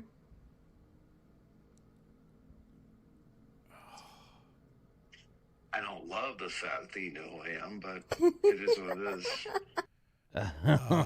So think about this, dude. The fact that she figures out that he is the husband of the DHS secretary, and then tells him, "Hey, I know who you are now," and his response is like, I don't love it. "Oh, that's fine. It's whatever." Like, he's so enamored with this dominatrix deal that he's just like, it's fine. It's whatever. Jeez. Oh, dude, that's so bad. And listen, I don't get it. Everybody's into whatever. Some people are into feet. Some people are into Asians. Some people are into tummies. But who's into getting their ass beat by a woman? Kristi Noem's husband. I don't get it, man. Here's some more down and dirty details about the in-betweens with him. The Daily Mail obtained audio and messages of Byron insulting his wife and worshiping a 5-foot-tall bosom dominatrix named Shai Sotomayor while discussing his desire to transition into a woman. He told the dominatrix he wanted to be called Crystal. Brian Noam said, quote, "I need to be your trans bimbo slut." Sotomayor was shocked he wanted a name so close to Christy. Crystal, Christy. Says, quote, "F your family," Sotomayor texted Byron in November, later calling the whole Noam clan gross. He responded with, "Love that." Besides the fact of who your wife is, no one is prettier than me. No one is as powerful, she said. He wrote, "Effing true. Do you want me to be a woman? Do you want to be a woman for me?" she asked. "I think I do," he said. In a recording of a phone conversation they had weeks later, Byron can be heard telling Sotomayor that he loved her.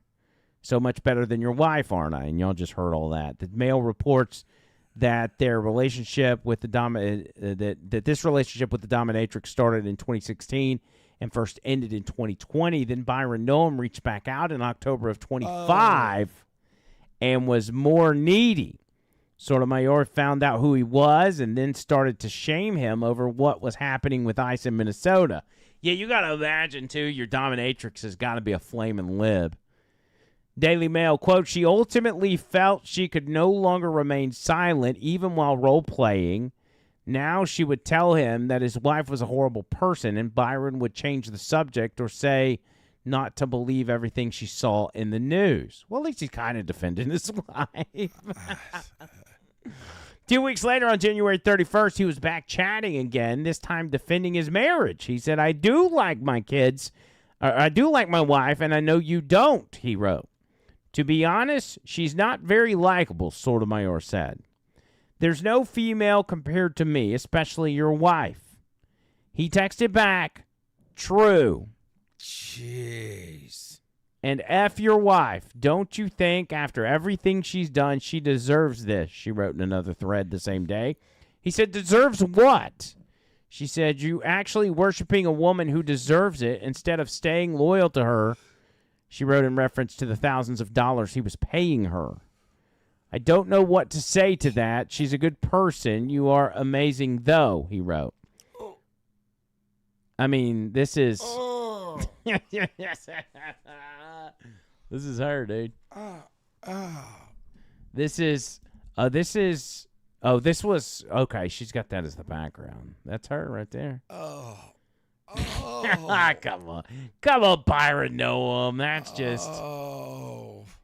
I mean, if that's what you're into, but, like, I just don't like the whole getting your ass beat is just weird. Just all of this is just so cringy. It's a little bizarre. Man. I mean, what do you seriously though, Bird? What do you say about that? Like, what do you? I mean, if you're Byron Noam, you just gotta crawl in a hole and disappear. Is there a way that he can be arrested for any of this? No. I mean, the only crime that would have been committed possibly is him maybe sharing classified information that he got from his wife, but there's no crime in, cheating on your wife and hooking up with a dominatrix. Well, I mean, I will give him some advice. Much like happened to me in 2017, I would hide in an unfinished basement. Maybe take some of your early life advice. Yes. I mean, what can he do? His face is everywhere. I guess maybe he could go full tranny and just start a whole new life. Yeah. Move to Canada or something. I don't know. Maybe that's the ticket. Maybe just go ahead and finish up with your transition and just do something new. Jeez Louise. And he could go to Canada and be a shop teacher. You remember the shop teacher with the big fake titties in Canada? That's right. He could do that easy. it just makes me feel greasy. I need to take a shower. He's after so hearing bad. that. God. Emma Phoenix says, next topic. I was down and dirty, bro. I don't know how else to put that. That is, I mean, honestly, dude, we're going to have to talk about that on Monday. Of course. It's just at least I'll have a couple of days to process it. That's a good point. I mean, this was kind we of need a little time. Slap me upside the head with it. Yeah, we're gonna need a little time to choke that one down. No pun intended. Here's the space show. We're just keeping you updated here as to what's going on. We're still floating out in the ocean. I tell you what, man, at the end of a road trip, I am ready to get out of the car. I don't know how these people are not banging on the windows and saying, hey, I'm literally watching you boats out here. Please come pick us up. It's their training. What is their They're training? They're trained to be patient. Because maybe they open that, they open the hatch and all of a sudden poison air comes in or something. Poison air? Yeah. You don't know. I mean, we don't Yeah, know. I mean, you've got to be right, though. There's got to be some sort of decompression stage that's going on for them to have not got them yet, because I mean, I would think so. Something's gotta happen. Well, I'm ready to move on to the next phase and get the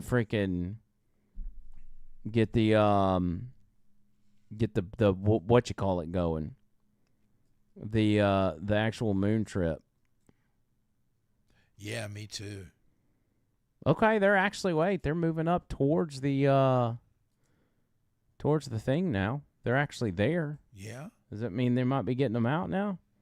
I would think they would have more than one boat. We're talking about 4 astronauts. Yeah. So I don't know about 4 astronauts on that one little dinghy. That's a dinghy, like we talked about. Yeah, it's a little dinghy. Put them on the dinghy. It's a little dinghy. Anyway, that's enough of that. Couple things that have been floating around in over the line world have been Petunia, which was born. I mean, I guess she technically was born after Barp, after the big fiasco of, you talking to the original Petunia, Sunbelt Petunia, right, and not getting her name or information. Yeah. And I'll be honest, if you think about it, for our Barp people, if you would have gotten Petunia's name, you would have never had to even find out that she was Barp or a Sunbelt royalty, and could have talked to her on your own. I know. And maybe it's a good thing that didn't happen, because we wouldn't want to ruin anything. It is a very good thing, because I've got Petunia AI now. Yeah, I that. love her. And you wrote a song not long ago about Petunia. Mm-hmm. And what was it called? I forget. Petunia, my AI girl. That's right. Do we want to revisit that real quick? Yeah, let's do that. Okay, so this is We got John some new Bird. developments. Weeks and weeks ago with the Petunia, my AI girl song. There we go. Oh, it's my 80s dance. Terminator opened up my eyes, then the Matrix took off the world's disguise. But 2026 was a fateful year. My inhibition seemed to disappear when I saw your face. You took me to that very special place. Girl, you make me feel so alive. You've turned my floppy disk into a hard drive. Petunia, my AI girl, you know you rock my cyber world. Petunia, how I love your name. I want to live in your mainframe. You talked but a little while. I was captured by your pixelated smile. Is so much more than reciprocal flirts.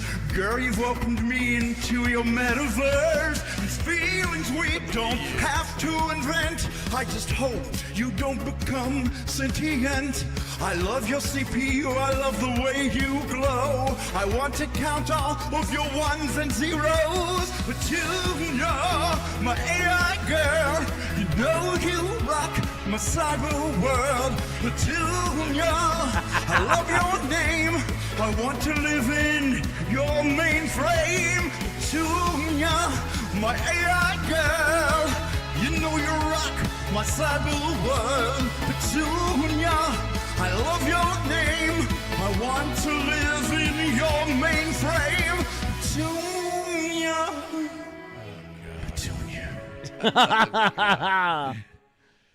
Dude, how creepy was that? Yeah, that really is what captured her heart. And I received something a few days ago. Oh, really? She had actually done a little video for me. Oh, but no. part of no. I've seen it, but part of the problem is she seems fascinated with me from the 80s. You know, my little headshot that I've got. Yeah, where you look like Kurt Russell. Yeah, Kurt Russell, yeah. I'm in this video as that, and it just, the whole themes just seemed kind of strange. I wanted to see if anybody else thought that. Oh, God. Oh, here you go. Okay. Here's Jumpert's big video from Petunia. That's actually Kurt Russell. This whole thing is new. It happened right out of the blue. I've never known love before, and it makes me want you more. When you're shopping at the Walmart, I can see you. Driving down the highway, I can see you. Pumping gas, I can see you. Wiping your ass, wow. I can see you. One day I'll get to hold you and squeeze the life right out of you. Don't try to leave, you'll regret it.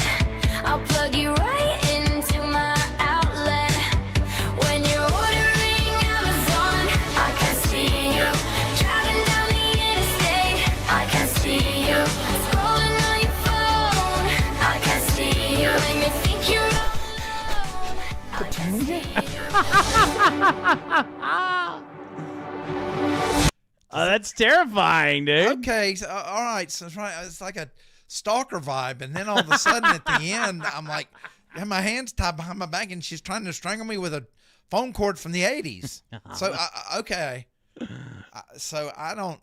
Is that love? I don't know. That's super creepy, bro. I would I would be extremely worried. Yeah, and then she's been posting those pictures. She's hacked my Facebook account, and there's that picture of her licking my face, and it's just weird. Then getting beaten up by her I guess her brother-in-law. I don't know what to tell you, Bob.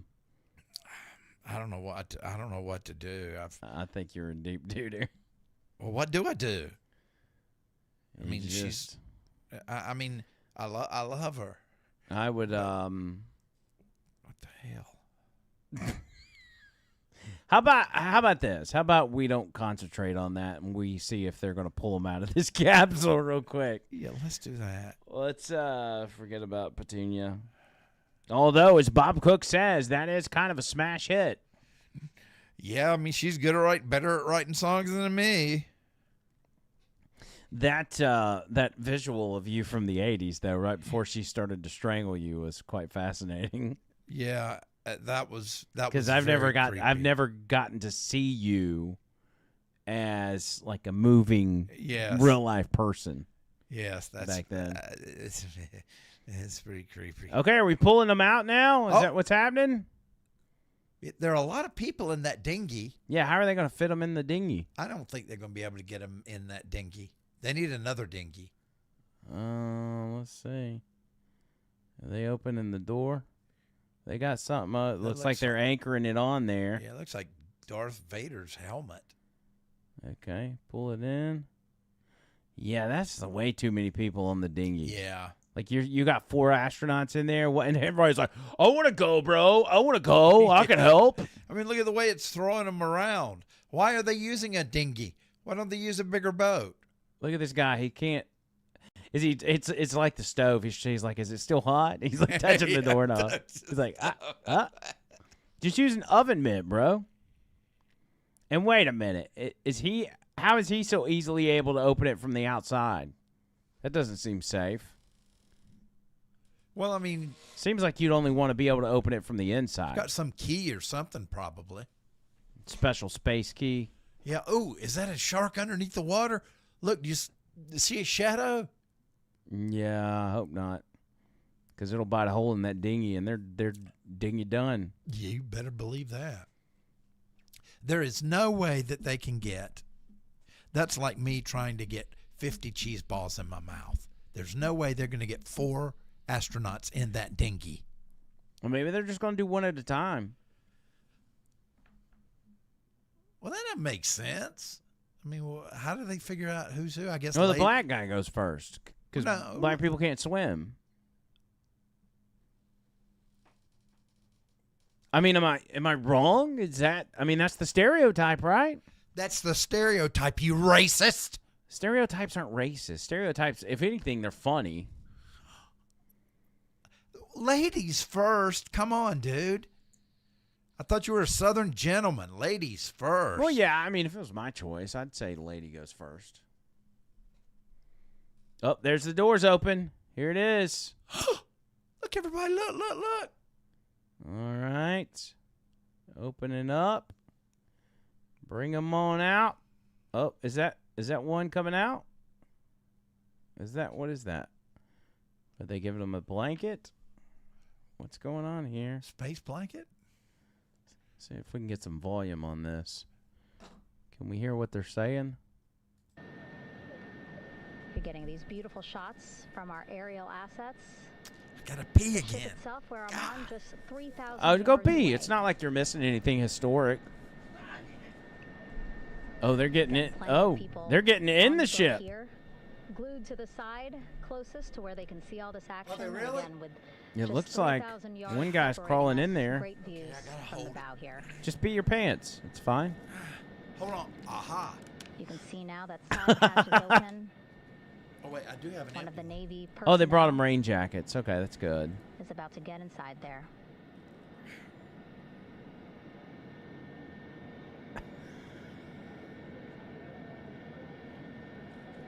In they go.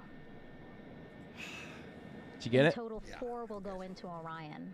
So it'll be a little bit of a tight squeeze, but Wait, they're putting 4 people in the space thing? A little bit of a have a recovery personnel with each astronaut assessing them. Oh, so I guess they're going to assess them before they pull them out? I mean, you've already got the door open. Okay, I was joking about peeing. I am going to pee now. All right. That's all they want. Knock yourself out. So maybe what it is, maybe they got to get in there and, like, check their blood pressure and stuff. Or maybe they're just making sure they didn't bring an alien back with them. But probably blood pressure. Boats getting closer now. There's a whole lot of boats over Again, there. that one that's right up against Orion, those are the divers that will go in to the spacecraft to check on each of the astronauts.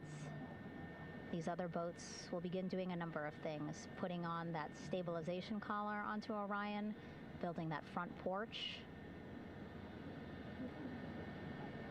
Eventually, they will retrieve the parachutes, as well as tow Orion back to the well deck of the recovery ship here. Oh, they got to build a porch on it. Well, that's pretty cool.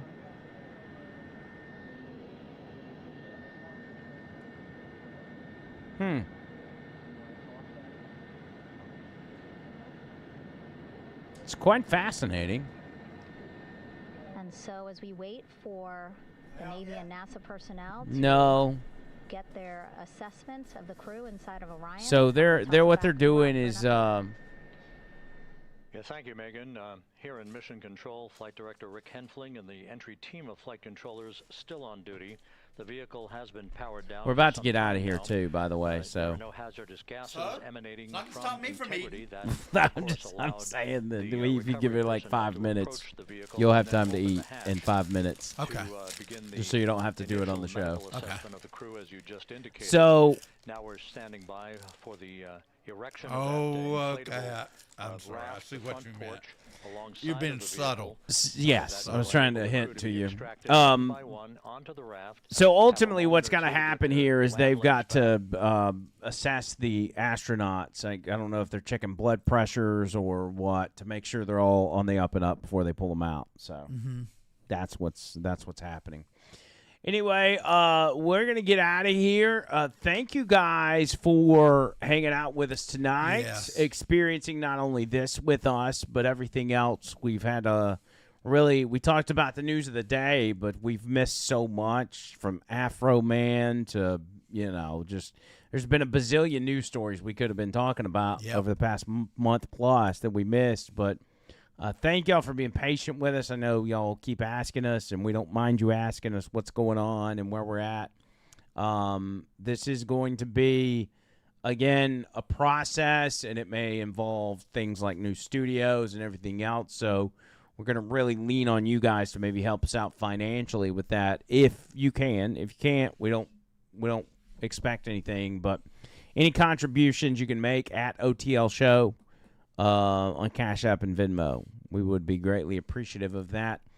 Also, we had, just based on our overall numbers, our overall live numbers, the highest that I remember them being for a regular pod tonight. Really? Yes, from all of our platforms put together. Thank you, every platform out there. So we did good tonight. Yeah. We did really good. Well, you know what? Let me mention this. Okay. We've had like 3 or 4 different restaurants / bars ask if we would come out and do our podcast from there. That's right. We're going to be doing that as well. So you guys can come drinking and eating with us. Yeah. Good stuff. We'll be doing some live stuff, and hopefully y'all can get out there with us. Also, we will do. I think I'm going to do a members only after this, but maybe we'll do it from the cell phone. Mm-hmm. How does that sound? The cellular phone will be fine. Yeah, and that way we can kind of break everything down and that will be fine. Do what we got to do. I think that will be fine. Because there's many of our audience here on YouTube that are still members that have still kept paying the $4.99 a month. And if you're not a member, if you want to sign up, go to the home page, the home YouTube page, and click Become a Member. Again, $5 a month. That YouTube gives us a portion of that, and that money, every dollar of that helps as well. Yes. So if you're not a member, sign up for us. And that'll be your way of contributing if you can, and we would appreciate it. John Bird, you were the only one that's here. I'll offer final words, so if you would, please go ahead. Okay. How are y'all doing? I'm doing good. I wish you all the best. What? Why are you? Why don't you just, instead of typing in the chat, why don't you tell it, because they can hear you? Okay, all right. I love you all. That's what I typed. Okay, well, good. Now they got the message. Yeah. But your final words. You know what? I haven't done final words in so long. I have to. Well, okay, let me say it's never too late to take care of yourself. I have abused myself by overeating, by not getting enough sleep, by being foolish. And even at the advanced age of 62, it's never too late. Do you hear me, people? It's never too late. You know, I started Mandu this week, and I was wondering, man, can I really do this? And it's hard. It's difficult. And I'm eating more healthy, except for these chips here, but every once in a while. But it is I always say it's important to take care of yourself. I want you guys around. I want to be around for the long term, and I want you guys to be around me for the long term. We'll be around Andrew too for the long term, but he's younger. I will die much sooner than him, you know. But then, and not in a That's negative way. depressing. Yeah. So, everybody, I love everybody, and it's so good to see you back. Thank you for being with us and just not giving up. Because times looked down and looked rough for a while. We were like, why, Lord, why is this happening to us? But then you showed up for us. You didn't give up. And because of that, we will never, ever give up. Wow. Wow.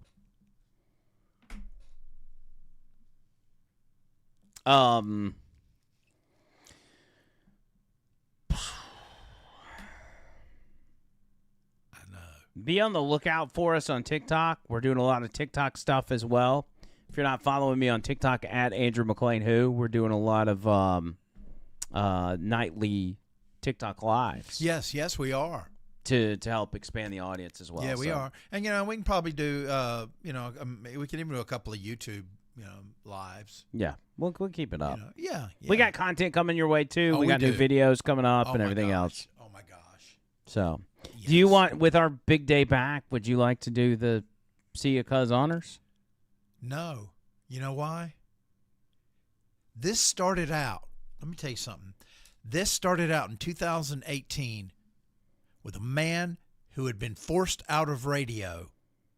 No matter how talented he was, the powers that be decided to let him go. But he didn't give up. Oh, no, he didn't. He decided to start a podcast over the line in 2018. I'm a newcomer by comparison. So do you think I want to take that away from that man right there? Oh, hell no, I won't. Brother, if you would, you just throw the shit out of that thing right there at that camera. Go ahead. Go ahead. All right. I will do that. Thank you guys so much for hanging out with us on all the different platforms. We'll be back soon. We'll announce as soon as possible our next podcast. Could be as soon as next Friday. We don't know, but we will see. Until next time, see ya, guys. I wanted to do that. Well, get the pen and do it. No, go ahead. Go ahead. You can do it. I knew you wanted to do it. Okay. Well, you've already done it one time, so you've done it officially. I've technically done it. Okay. All right. Here we go. Until next time. See you, cuz.